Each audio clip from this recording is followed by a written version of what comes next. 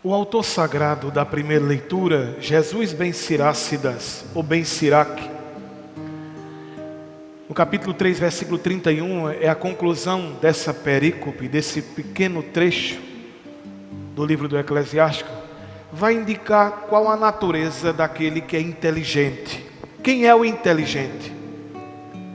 O inteligente não é o sábio, mas o inteligente é aquele que sabe onde pode encontrar sabedoria.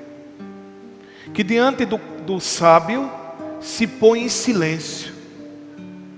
Diante do sábio se abre para conhecer, porque reconhece a sua ignorância, o seu desconhecimento e quer crescer. Se coloca em atitude de escuta. Que citação belíssima para nós hoje, celebrando o dia do catequista, da catequista, poder refletir justamente sobre esta atitude que vai nortear a liturgia da palavra. Quando tomamos esse texto de hoje, aparentemente parece que Jesus quer dar lições de boas maneiras, quando na verdade não é essa a pauta, não é essa a tonalidade da liturgia de hoje. Jesus observa, Jesus contempla. Aqui nós temos troca de olhares. Jesus olha para os fariseus que por sua vez olham para Jesus. E observando o comportamento dos fariseus, Jesus, como um bom mestre, mestre da existência, mestre que nos faz entender a beleza da teoria confirmada na prática da vida. Como mestre, observador, vai conduzir como exímio, como grande pedagogo, como um grande introdutor no conhecimento, como aquele que é a sabedoria eterna, a santa sabedoria de Deus, que aparece no livro dos Provérbios, no capítulo 8. Jesus, a eterna sabedoria de Deus, vai conduzir os presentes e vai dar o seu ensinamento, e vai conduzir num ensinamento preciso. Conselhos essenciais. Como nós vivenciamos, infelizmente, uma época marcada pela autossuficiência, onde gurus, supostos sábios, querem ensinar tudo a todos. Em todos os lugares se encontram receitas para tudo. Tem gente que se acha dotado de conhecimento e de sabedoria e se põe a ensinar como se fosse o mestre do universo. Aqui, Jesus vai apontar, vai falar para os fariseus de todos os tempos, do passado, do presente e do futuro, o caminho que não se pode trilhar. Vai apontar para uma vereda que se abre à luz da verdade, à luz da humildade. Humildade que não aparece no coração daquele que é denunciado por Jesus ben Sirácidas no texto do livro do Eclesiástico. No coração daquele homem arrogante, fechado, que tem uma planta maldita do orgulho, e o orgulho gera autossuficiência, que por sua vez fecha o coração para o conhecimento, para a evolução, para a capacidade de vencer seus próprios obstáculos. Para os catequistas, para aqueles que estão em linha de frente na formação, para todos nós cristãos católicos que infelizmente temos uma difícil barreira a ser superada, a barreira da autossuficiência.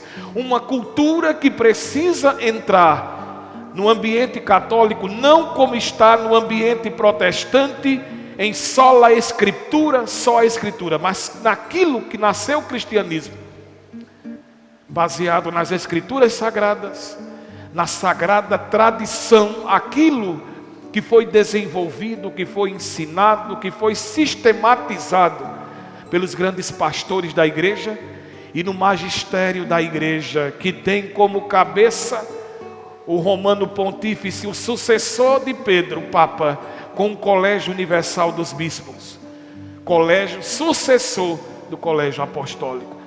Por quê? Porque o Colégio Apostólico é sucessor dos apóstolos, os primogênitos da fé, os apóstolos, os mártires, aqueles que por primeiro selaram com a própria vida, testemunhando com a própria vida aquilo que comunicaram por meio da pregação. Meus irmãos e minhas irmãs, esse comportamento, esta via paralela tão necessária para todos nós. Nós que dizemos que somos cristãos, seguidores de Jesus, que amamos a sua pessoa, que assimilamos a verdade do Evangelho, que entendemos que sem Cristo não há vida, de que Ele é a vida verdadeira, Ele é a razão da nossa existência, Ele é o fundamento da nossa jornada.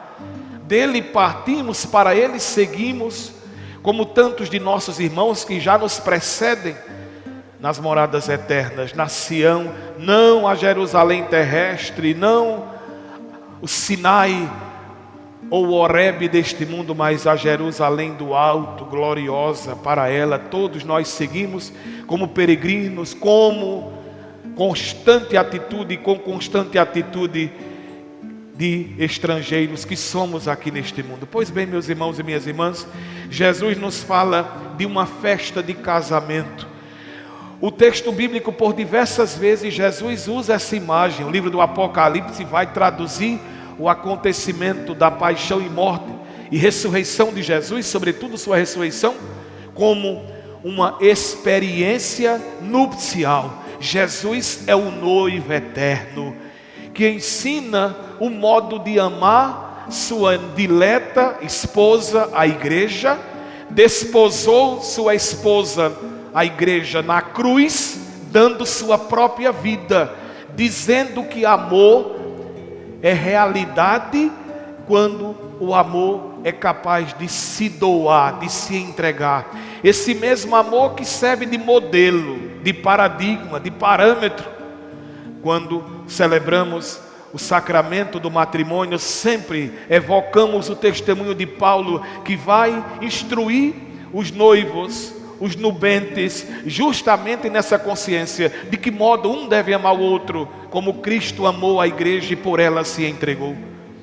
Esse amor relacional, essa ação gloriosa, desta vida gloriosa que Jesus na cruz consumou, que Jesus ofereceu na cruz, que Jesus desposou, uniu-se definitivamente à igreja na cruz. É por isso que essa imagem é tão usual, a festa de bodas. E uma festa se dá com pessoas íntimas, dizia hoje o Papa Leão, em sua alocução do Ângelus. O Papa nos recordava que a festa é uma realidade que se dá num ambiente em que as pessoas estão em harmonia, estão felizes, estão compartilhando um sentimento. Ninguém se senta à mesa com inimigos, ninguém se senta à mesa com quem não quer. A mesa é um ambiente de fraternidade e de amor. A imagem é de um banquete. E aqui o primeiro lugar não se obtém mediante quase que uma usurpação ou uma imposição. Se alcança o primeiro lugar seguindo o modelo de Jesus, seguindo o modo de Jesus agir. Reserva-se o primeiro lugar para aqueles que trataram os diletos de Jesus em suas vidas, colocando-os em primeiro lugar. A imagem aqui, quando fizeres um banquete, Jesus está dizendo, falando não de forma literal, não deve ser entendido esse texto literalmente, deve ser entendido no espírito em que esse texto foi comunicado. Jesus está dizendo, quando deres o banquete da tua vida, oferece o primeiro lugar, dá prioridade para aquelas pessoas que não podem te recompensar. E por quê? Porque o cristão não busca recompensa aqui neste mundo. É uma pena quando alguma pessoa faz algo, seja no que diz respeito à caridade cristã, seja quando pratica a fé dentro do ambiente eclesial, faz alguma coisa na igreja pensando em aplauso, em reconhecimento, em agradecimento. Existe cultura hoje em que as pessoas agradecem até quem vem à missa. Isso não existe. Como cristão, é sua obrigação vir à missa. Você não vem aqui para aplaudir o padre, porque você admira o padre, porque você ama o padre, porque você está aqui de certa forma para enaltecer a figura do padre. Você vem à igreja para louvar, amar e adorar o Senhor. E nada no ambiente eclesial, na vida caritativa, que se faz por Jesus, se faz em nome de outro objetivo. O nosso objetivo sempre será esse: fazer por amor ao Senhor. E de onde virá a nossa recompensa? No final do Evangelho, Jesus diz: na ressurreição dos justos. Porque após a morte, o nosso corpo na morte adormece, o nosso espírito passa, nosso espírito desperta. E ali ao despertar se dá o juízo particular. E com o juízo particular segue-se para o céu, para o inferno ou para o purgatório. E no fim dos tempos, quando se der o juízo universal, onde se proclamará diante de todos o juízo particular, então os corpos despertarão e serão glorificados. Como? Desconhecemos. É mistério de Deus. Agora, todos serão recompensados. Isto já se tratava na liturgia do último domingo. Teremos sim uma recompensa. Aqueles que viveram unidos no amor ao Senhor despertarão para o juízo de salvação. Mas aqueles que viveram fechados em si mesmo. E aqui poderia vir duas imagens tão fortes no Evangelho. Por exemplo, a parábola de Lázaro e do rico ganancioso. O rico é pulão. Aquele rico ambicioso que só pensava em si mesmo, que só olhava para seus interesses. No capítulo 16, versículo 19 a 31 de Lucas. Aquele rico insensível, fechado porque não glorificava a Deus por tudo que tinha recebido, e insensível com o outro, incapaz de sentir a dor do outro, de olhar para a porta da sua casa, onde Lázaro estava de mãos estendidas, clamando migalhas. Ou por que não citar aquele louco que Jesus menciona no Evangelho, aquela parábola, aquele homem louco, que depois de obter uma grande colheita diz: vou destruir todos os meus celeiros, vou construir maiores, e vou olhar para mim mesmo e vou dizer: vou aproveitar a vida. Jesus diz: louco, ainda esta noite a tua vida será pedida, e para quem ficará tudo aquilo que acumulaste?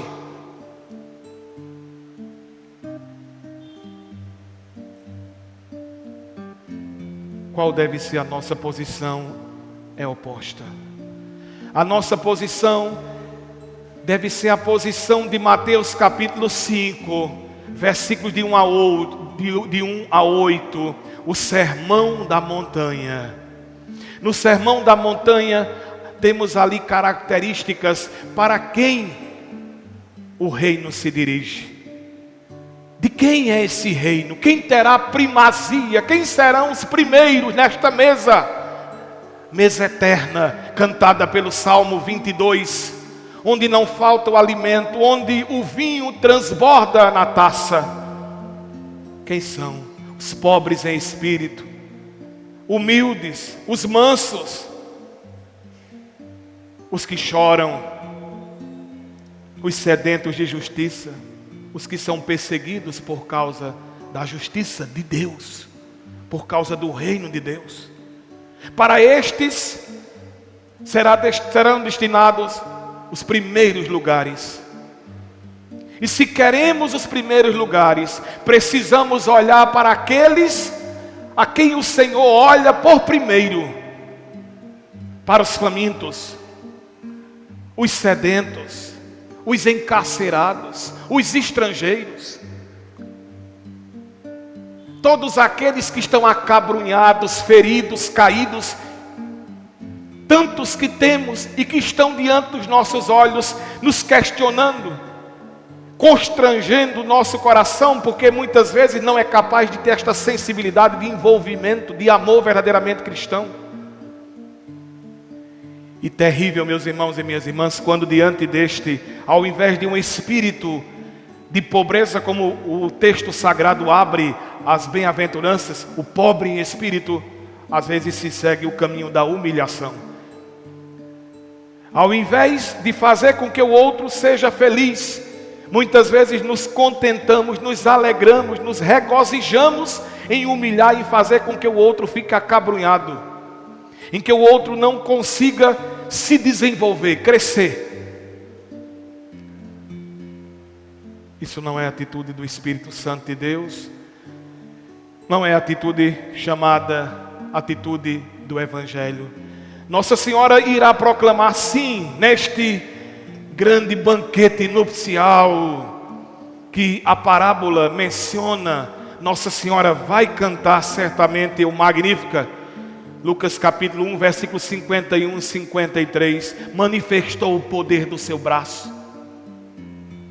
derrubou do trono os poderosos, elevou os humildes, encheu de bens, saciou os famintos e despediu os ricos de mãos vazias. Quem é o rico? É o rico de orgulho.